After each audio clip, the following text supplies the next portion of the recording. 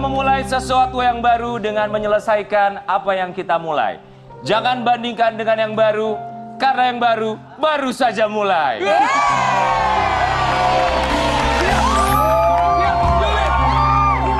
Siap Om Julid, aku setia untuk mengawal kamu sampai kapan. Boleh kasih lihat lidahnya ke kamera? Lidah gila. Pokoknya siapapun bos saya selalu jadi asistennya. Saya tidak mau membanding-bandingkan sama seperti lagu barusan. Tapi saya mau nanya sama gula-gula di sini. Ya. Mendingan yang kemarin apa yang baru?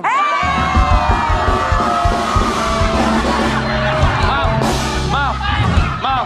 Tapi saya yakin kalau besok Dodit balik, lu juga gak bakal bilang Dodit yang lebih baik.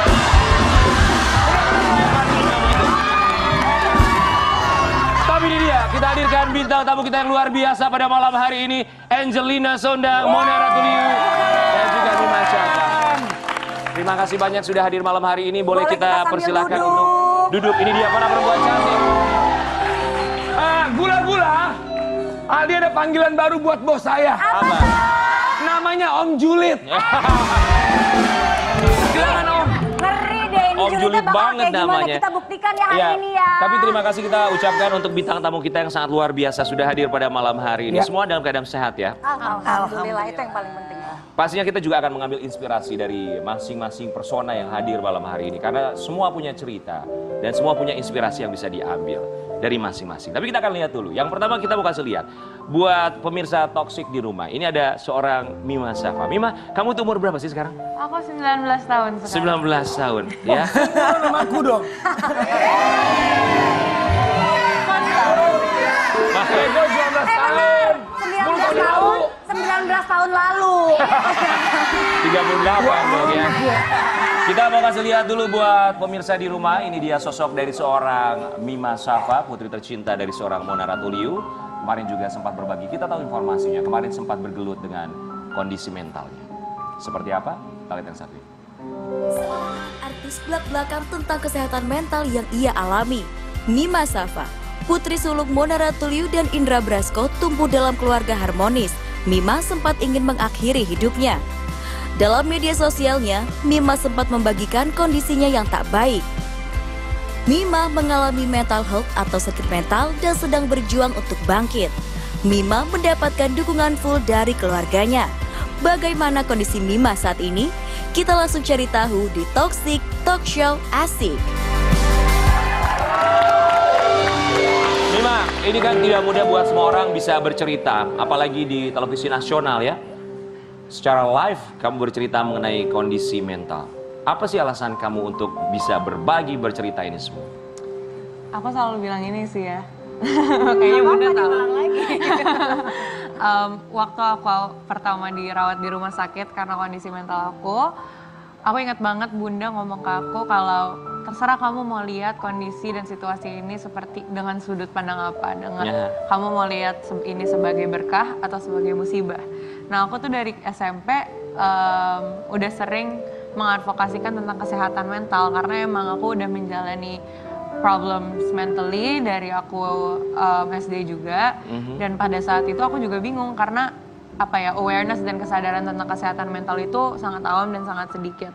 Jadi pas aku SMP aku menggunakan platform Instagram aku untuk menceritakan tentang kisah kesehatan mental aku. Nah pas banget pada saat itu beberapa bulan yang lalu kondisi mental aku juga lagi nggak baik, aku lagi di rumah sakit dan aku langsung mikir, aku tahu kalau cerita aku bakal menginspirasi banyak orang dan aku tahu kalau aku nggak sendirian, sama kayak tahun-tahun yang lalu.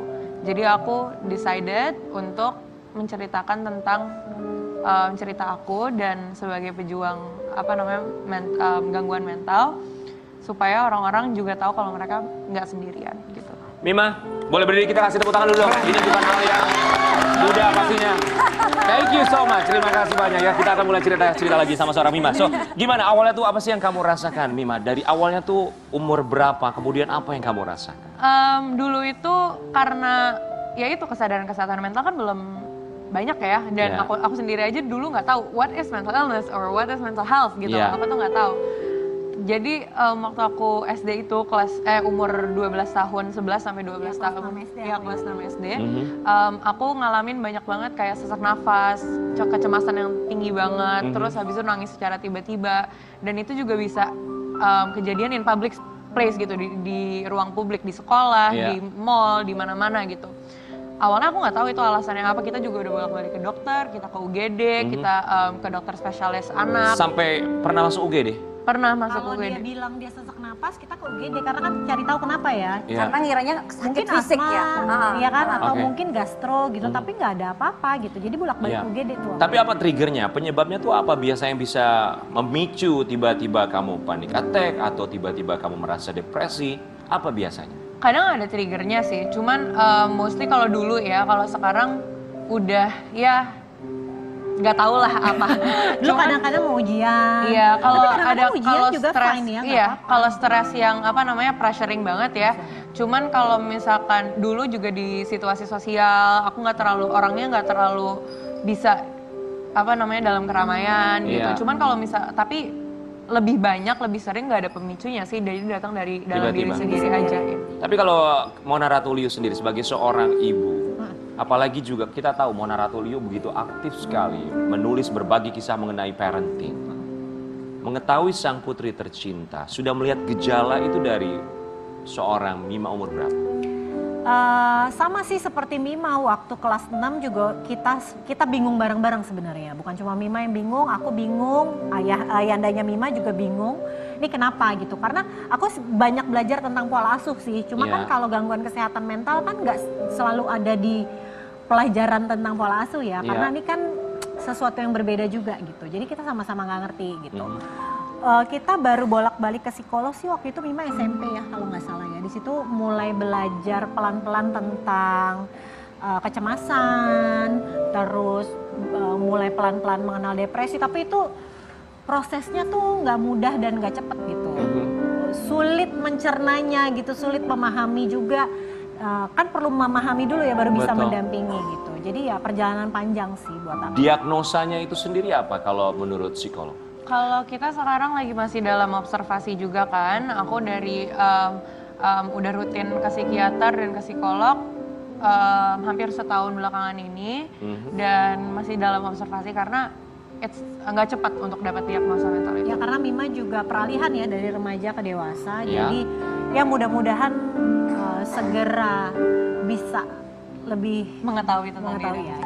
Oke, ini kan observasi biasanya akan di follow up dengan terapi Ya. ataupun juga obat-obatan. Terapi atau obat-obatan apa yang Obat-obatan dianjurkan? udah ada ya? Iya, aku take medication, cemas. aku minum obat setiap hari juga. Kalau ada kecemasan yang tinggi juga, dan kalau terapi, aku juga sama psikolog aku ada hipnoterapi juga.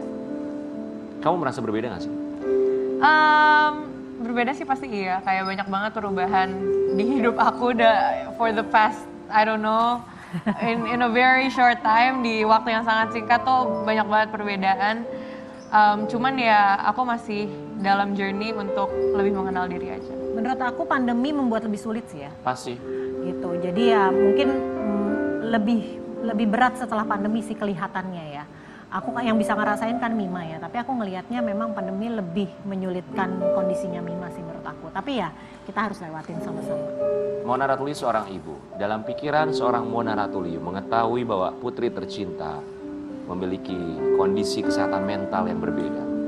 Apa dalam pikiran Mona Ratuliu? Awalnya bingung, sempat sedih juga, terus banyak khawatirnya pastinya. Tapi menurut aku sih langkah pertama yang paling penting adalah menerima ya. Menerima kalau ya udah anakku memang kondisinya seperti ini.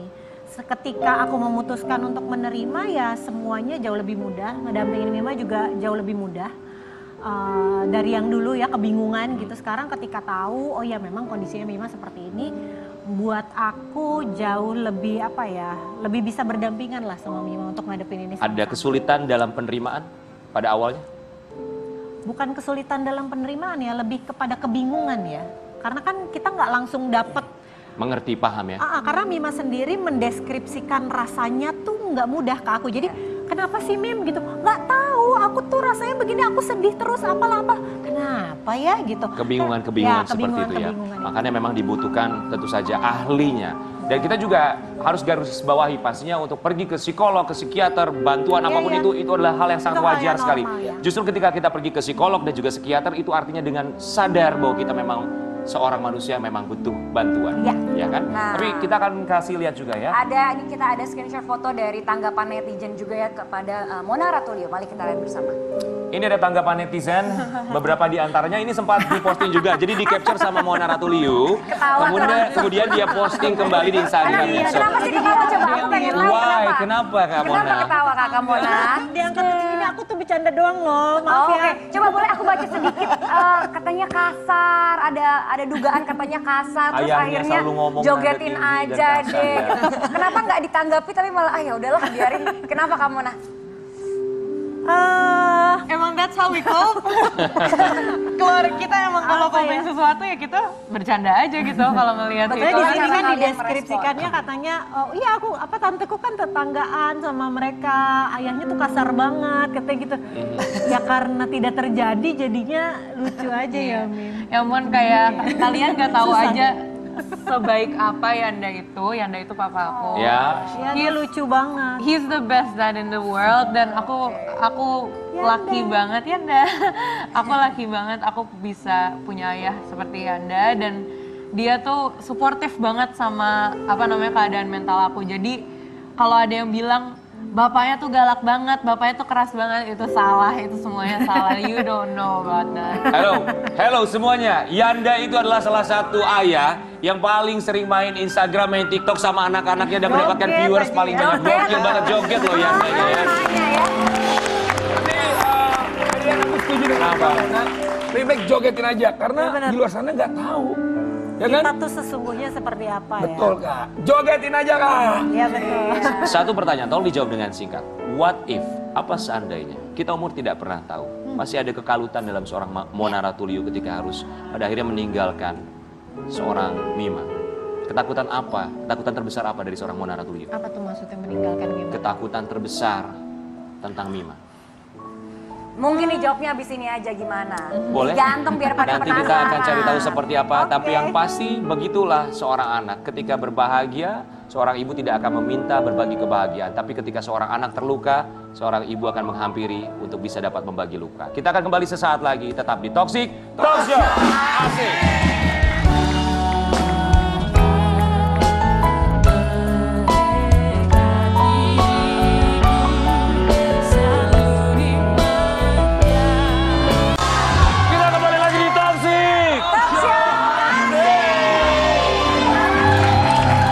Jadi apa ketakutan terbesar dari seorang Mona Ratuliu untuk putri tercinta?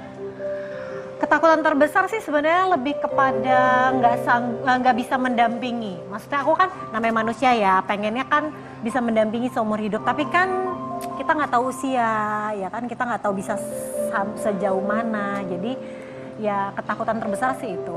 Jadi apapun yang terjadi sama Mima, tapi kalau bisa mendampingi itu rasanya lebih apa ya, lebih safe ya itulah. Dan kita juga yakin bahwa kamu akan selalu safe bersama seorang ibu tercinta Mona Ratuliu. Oke, sekarang kita pastinya ada Mbak Angelina Sonda di sini yang dari tadi kita cuekin, tapi bukan berarti kita akan diemin ya. Mbak Angelina Sonda semakin sehat, semakin cantik. Siapa sih pasangannya sekarang?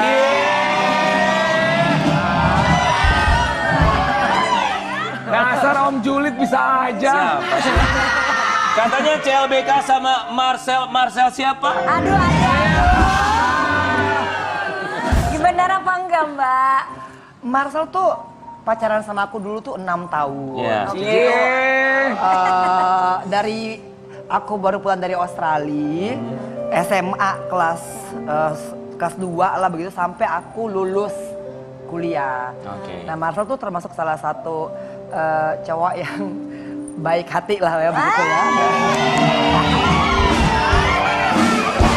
Terus sempat ketemuan lagi apa gimana? Ketemuan karena Marcel tahu kalau aku tuh suka banget nonton dan dia tahu bahwa ya Allah Nji pasti kan 10 tahun lu gak nonton nih di dalam kan. Ada sih nonton layar tancap gitu kan yang kita gantung gitu. Jadi dia bilang dia DM aku terus Nji aku pengen ngajak untuk Dari DM jatuh ke hati. Hati-hati jatuh. Om Julid, Om Ya, Julid. kenapa? Kalau wanita yang cantik kayak gini aku juga mau. Masalahnya dia mau apa enggak? Tapi kita mau kasih lihat juga ya buat pemirsa di rumah ini ada satu artikel, boleh diklarifikasi dan juga tanggapi. Ada satu berita terbaru dari seorang Angelina Sondak. Ini momen Angelina Sondak bertemu Reza Artamevia di makam Haji Mas Said saling mendoakan anak. Hubungannya gimana sih sama Mbak Reza Artamevia? Pertama aku highly respect ya ke Teteh karena mempercayakan kedua anaknya kepada saya ketika berusia Sahwa 4 tahun dan Alia 2,5 tahun. Ya. Itu kan berarti Teteh yakin bahwa aku insya Allah bisa amanah menyayangi mereka. Dan aku bener-bener nggak bisa terucap dari hatiku. Terima kasih ya Teh, karena akhirnya aku punya anak 2 perempuan. Yang aku bisa lucu-lucuin, yang aku bisa gemes-gemesin. Dan mereka memberikan kebahagiaan di aku. And then until now, I love them till death gitu. Karena aku nggak bisa recap ya gimana momen aku mesti ngurusin mereka dengan 2 dot ya di sini ya. Sako masih kecil kan, Alia masih harus digendong ya. Jadi di belakang celana jeans aku itu ada 2 botol ya kan. Dan aku masih kerja waktu itu pakai high heels. Aku kesana kesini kan ngejar nanti kalau Sako don't go away gitu kan. Sementara Alia masih ada di tangan aku satu. Dan aku nggak akan melupakan momen itu. Dan I thank Allah karena ternyata aku kan sekarang nggak punya anak perempuan ya, karena aku anaknya laki-laki. Dan aku kadang-kadang kangen masa-masa itu untuk datang lagi ke aku, begitu. Jadi Teteh itu udah seperti kakak aku sendiri. Kadang-kadang tuh Teteh justru nguatin saya. Aku suka telepon kan Teh, ya Allah aku ngedown banget nih Teh. Setelah bebas aku pikir dari not going to be any trouble gitu kan, tapi ternyata juga masih ada masalah-masalah yang datang gitu. Dan Teteh tuh selalu nguatin udah Nji gitu. Akhirnya kita sama-sama punya komitmen, udah ya Teh yang penting kita parenting together, we raise our 2 daughters and 1 son gitu together. Insya Allah Allah kabul agar supaya kita jadi orang tua yang amanah, orang tua yang bisa membesarkan anak-anak kita menjadi anak-anak yang soleh dan soleha. Gula-gula bilang asik, asik. Itu baru asik ya. Nah Om Julid, mereka ini kan bisa dibilang Mbak Enji ibu yang tangguh, Kamona juga ibu yang tangguh. Sekarang kita mau lihat seberapa tangguhkah mereka ketika mereka melihat foto-foto ini. Mbak Angelina Sondak, kita mau kasih lihat ada satu foto. Nanti kita akan kasih lihat. Mbak Angelina Sondak boleh menebak kira-kira ini fotonya tentang apa. Kita kasih lihat ya. Silakan. Itu dia. Nih gambarnya mungkin tidak terlalu jelas tapi mungkin bisa diceritakan kira-kira ini gambar apa? Foto apa ya? Tebakan dari seorang Tebak. Angelina Sondak. Ini kira-kira gambar apa ya? Dalam pikiran seorang Angelina Sondak. Gambaran seorang ibu sedang menguatkan anaknya, gambaran seseorang lagi mendukung dan memberikan support lah. Karena yang aku bisa lihat di sini ada seorang yang duduk dan satu orang juga lagi supaya mencoba untuk ngangkat gitu, menguatkan. Kita kasih lihat dulu ya jawabannya ya. Kita punya tayangan lengkap. Kita kasih lihat yang satu ini. Sebuah video dari seorang perempuan, seorang ibu yang menahan nangis di depan putrinya yang juga mengalami gangguan kesehatan mental. Angelina Sondak. Seberapa sering menahan rasa nangis, mencoba menahan semua perasaan itu untuk tidak menangis di depan anak-anak? Sering,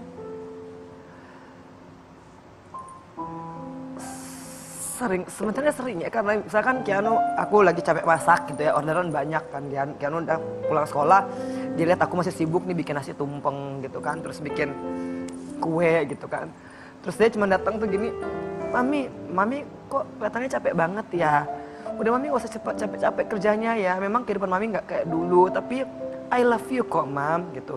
Itu aku tuh nahan, enggak Mami gak capek, enggak. Kaki Mami sakit deh pasti, dia berdiri dari pagi kaki anu sekolah sampai sore masih di dapur kan aku kan. Enggak sakit gitu. Tiba-tiba malam di kamar aku tuh aku lagi ngangkat kaki kan. Terus dia nyelonong. Mami bener kan? Mami kelelahan ya. Mami cari duit capek ya. Aku cuma bilang, enggak. Allah nggak pernah akan memiskinkan kita. Kianu yakin rezeki nggak akan pernah ketukar. Dulu Mami pakaiannya bersih, Tapi pekerjaan mami itu kotor. Sekarang insya Allah. Keanu, putra tercinta dari Angelina Sonda, hadir di Toxic. Keanu boleh? Keanu boleh duduk di sini. Samping Mama Ini tercinta. Keanu ya. So, Cool ya, mami gak capek? Jangan nangis lah, Mam. Enggak, ini tadi gara-gara om ini. Biasa. Tapi kalau kita lagi sedang merasa sedih, menangis itu bukan hal yang memalukan atau juga memalukan. Itu hal yang memang harus diekspresikan. Gak apa-apa. Mama kan juga pasti ada ceritanya. Bukan berarti mama lemah juga. sekarang umur berapa ya? Umur 12 tahun. 12 Udah tahun ya? dewasa. Keanu pernah berapa kali melihat Mama mencoba menahan nangis? Banyak kali sih. Mama pas pulang dari lapas, Mama tuh sedih banget. Nangis seneng sih. Dan juga kadang-kadang kalau Mama dagangannya nggak laku, Mama tak nangis. Dan juga kalau nilai aku dapat jelek gitu, sama. Kalau dagangan nggak laku, karena sekarang usahanya? Aku lagi usaha makanan, jualan kue, jualan nasi tumpeng, jualan makanan-makanan Manado. Jadi kan kalau misalkan ada sisa, Keanu suka nanya, Mami nggak laku ya? Enggak, ini buat kita makan. Jualannya melalui Instagram. Tolong buat siapapun yang bisa membantu Angelina Sonda. Saat ini Instagramnya sedang dihack, yang artinya beliau ini tidak bisa menjual, mempromosikan dagangannya. Tolong buat siapapun yang bisa mengembalikan Instagram dari seorang Angelina Sonda. Kami mohon bantuannya supaya Angelina Sonda bisa kembali lagi Instagramnya, bisa berjualan kembali demi anaknya. Amin, ya Allah. Tenang ya, Ki. So, Keanu, tenang, ya 10 tahun gak ketemu Mama kurang lebih saat itu ya? Saat itu usia kamu 2,5 tahun ya? Iya, aku 2,5 tahun. Pertama kali ketemu sama Mama ketika Mama keluar dari lapas, apa yang ada dalam pikiran Keanu? Aku merasa senang sekali karena kayak 10 tahun gak ditemenin Mama, rasanya kan lonely banget kan. Jadi aku juga kadang-kadang iri-iri sama teman aku karena mereka punya mama, mereka punya father, ya, dan lain-lain. Tapi setelah Mama keluar, aku merasa senang banget, kayak all that jealousy tuh hilang gitu. Dan kayak aku pengen spend time with my mom juga. Boleh dipegang tangan mamanya? Keanu punya pesan apa? Mau bilang apa sama Mama? Ditatap mamanya. Mam, semoga mam sukses ya dagangannya. Amin. Dan juga Amin, Mama sayang. jangan nangis-nangis. Udah happy aja, jalanin hidup. Happy ya kan? dong. Kalau Iya. Keanunya sholatnya benar, Keanu bisa ngaji. Mami tuh seneng banget. Jadi besok kita bangun sholat subuh ya. Iya, enggak. Kita berharap dagangannya laku. Karena apapun itu, yang kita yakin bahwa namanya rezeki semua sudah ada yang mengatur. Dan jangan pernah takut miskin kalau kita punya ibu yang hebat. Kita akan kembali sesaat lagi tetap di Toxic Talk Show. Asik.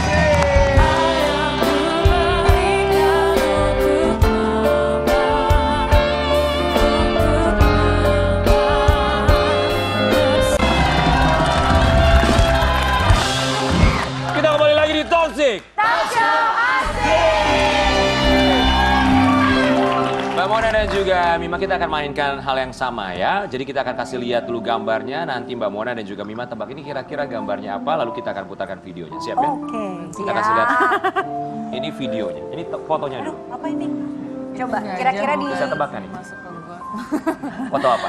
Gajah terjebak. Gajah masuk got. Gajah masuk. Nggak tahu Ya, siapa masuk tahu. akal. Ini gotnya daerah mana ya? Tolong kabarin saya. Kan biar salurannya lancar. Got sebelah mana yang bisa muat gajah ya? Jadi apa? Gajah masuk got ya? Gajah terjebak, nggak tahu terjebak dia apa tuh. Terjebak masa lalu kayaknya gajah.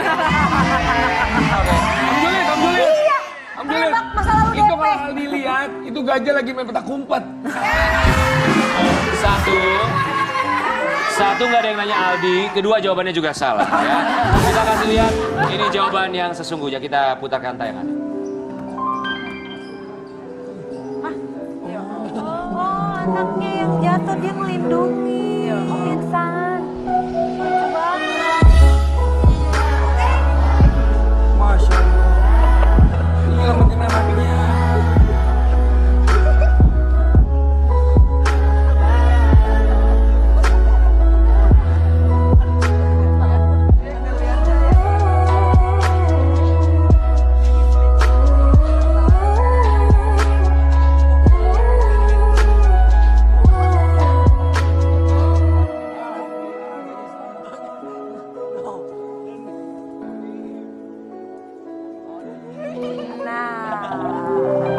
Jadi ini tuh,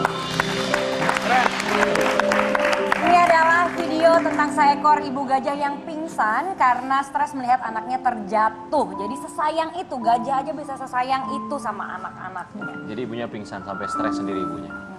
Mona Ratuliu, apa momen terberat bagi seorang Mona Ratuliu melihat anak-anak dengan segala permasalahan?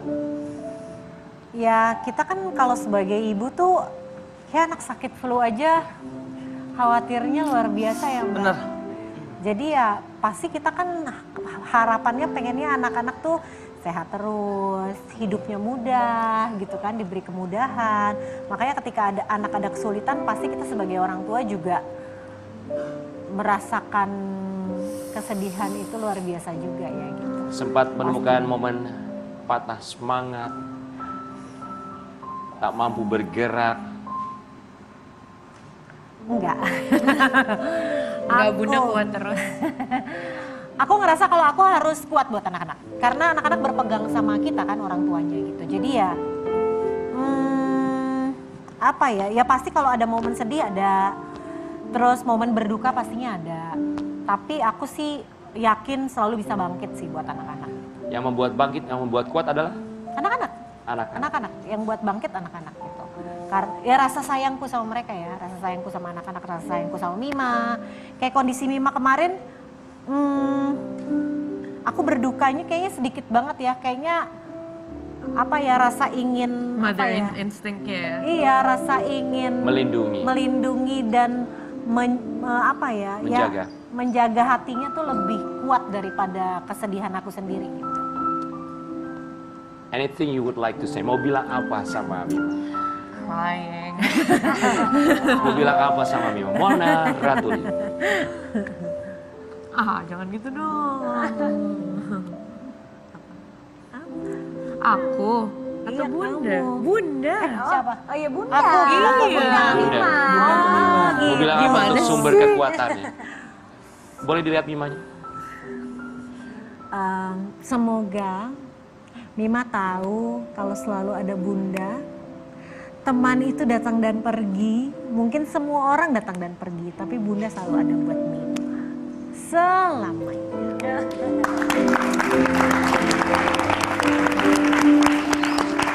Semua orang bisa datang dan pergi, tapi hanya dia yang akan tetap ada di hati. Ibumu, ibumu, ibumu. Masya Allah. Jika ada hutang terbesar yang tidak bisa dibayar di dunia adalah hutang seorang anak kepada seorang ibu. Terima kasih banyak Mona Ratuliu dan Angelina Sonda sudah menjadi ibu yang hebat bagi anak-anak supaya menjadi anak-anak yang kuat. Terima kasih banyak sudah menyaksikan Toxic malam hari ini. Dan kita akan kembali seperti biasa besok jam 8.45 malam. Toxic Talk show asik. hanya di Trans TV.